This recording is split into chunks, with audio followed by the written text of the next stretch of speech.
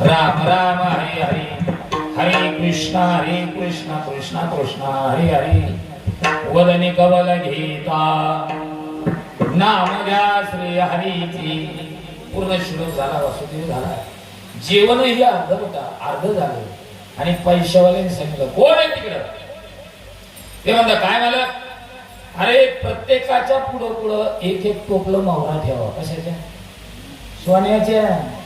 या प्रत्येकाच्या पुढे एक एक मावराचं टोपलं ठेवलं आणि हे एकामेकाला म्हणा लागले हे चौक या भागातल्या घराला दिसतो मोरायचा. आंघोळ्या घालून जेवण आणि जेवण झालं. एक जण मला तो काही म्हण मी आई बापाची शपथ घेतो या चोराला सोडायचंच नाही. खाऊन पिऊन लक्ष नाही. आणि जेवण झाल्याच्या नंतर यांनी टोपल्याला हात लावले आणि मग महाराज म्हणले ठेवा खाली. खाली ठेवा म्हणल्यावर याच्यावर एक पाची घेऊ तो काटू. बाहेर गेलेले चोर परत आले. महाराजांच्या चरणावर डोकं ठेवलं आणि महाराजांना म्हणू लागले महाराज तुम्ही कोण आहात आम्हाला माहिती नाही, पण आम्हाला कळलं तुम्ही कोणीतरी आहात. आमची इच्छा आहे आता तुम्ही आम्हाला तुमच्या चरणापासून दूर करू नका. महाराज म्हणतात तुम्ही राहता. अहो मग मी जे केलं ते तुम्ही करता. म्हणे हो, हे जे ज्याच्यामुळे झालं ना ते तुम्ही करता. हे जो परिणाम तुम्हाला अनुभवला ना हे कशामुळे झाला. ज्याचं नाम मी कंठात धारण केलं तुम्ही त्याचं नाम कंठात धारण करा. कोणाचं?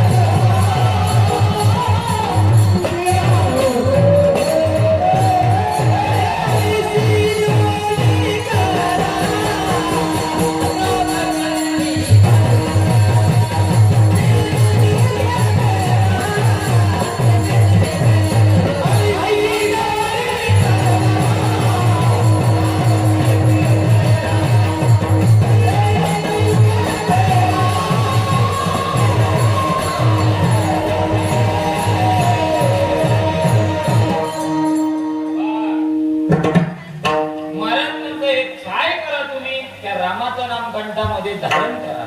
ते म्हणले आम्ही रामाचं नाम कंठात धारण केल्यावर काय होणार नाही. जे माझं झालं ते तुमचं होईल. विठाला विठाला.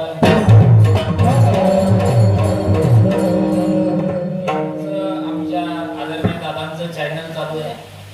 4 जण सानिध्यात आले. महाराजांच्या सानिध्यात आले. तुकोबरायांचे खरे पहिले टाळकरी 10च होते. हे चोरी करणारे 4 टाकले. एकूण 14 टाळकरी झाले. हे कशाचा परिणाम आहे. महाराज म्हणतात या प्रभूच्या नामाची ताकद आहे. हे ताकद आपल्या जवळ असलं तर आपलं सुद्धा काही होईल. पण आपण ज्याला जवळ करायचं त्याला जवळ करत नाही आणि ज्याला नको जवळ करायचं त्याला केल्याशिवाय राहत नाही. मग आपण जवळ काय करतो अभंगाचं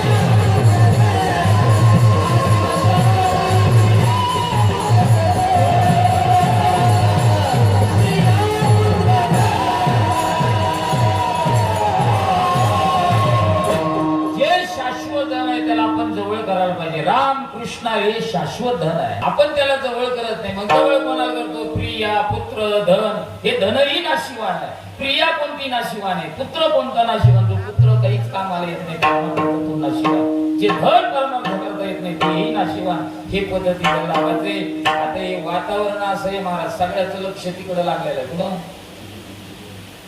आणि हे आपला तरी कार्यक्रम चालू आहे, आपला ते नेमाचा कार्यक्रम चालू आहे. पण बीड जिल्ह्यामध्ये एवढ्या भव्य दिव्य स्वरूपामध्ये नाम सप्ताह चालू आहे. एक भगवान गडाचा नारळी सप्ताह आहे आणि दुसरा श्री क्षेत्र नारायणगडाचा नारळी सप्ताह आहे. हे काहीच नाही विचारलेलं बरं, एवढा मोठा कार्यक्रम आहे. विठाला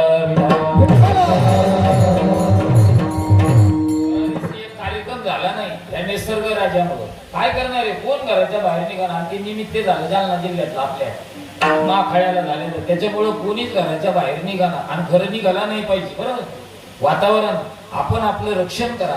प्रभूच्या नामचिंतनाने रक्षण होईल. पण तुम्ही जर कुठं झाडाखाली कुठं बसायला लागले तर कसं रक्षण होईल बुवा? म्हणून आपण आपल्या पद्धतीने आपण ते पथ्य करायला पाहिजे. हे निसर्ग राजा आहे. वातावरण वास्तविक पाहता नसतं पण ते कवा सुरू व्हायला लागले आता. विठाला प्रिया नाशिवाने, पुत्र नाशिवाने, धनही नाशिवाने, सगळं संत मंत सांगतात.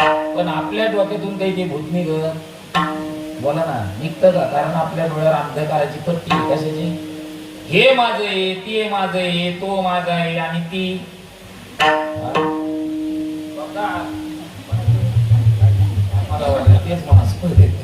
ती माझी आहे. आपल्या डोक्यात एकच आहे, हे माझं आहे, ते माझं आहे, तो माझा आहे आणि ती. मग त्याला म्हणा अरे 52 वर्ष झाले सप्त्याला कीर्तनाला यात जावं, हरिपाठाला यात जावं. ते म्हणतो महाराज येण्याबद्दल काही नाही हो. आजचा तरुण म्हणतो येण्याबद्दल काही नाही, पण हे वय काय ती आहे का कोणतं? मग आपण म्हणतो कधी येशील इकडे? ते म्हणतो एकदा 60-65 झाली का ते धंदा आहे. पण आता हे धंदा आहे वय. आणि कोणत्या तरुणाला अशी गॅरंटी हो 65 झाल्या इकडे येईल म्हणून? याची तर गॅरंटी नाही महाराज. काही काही चहा प्याता प्याता जाते तरी गेले. सावध व्हा आणि सावध होऊन काय करा? सावध होऊन भजनी लागा देव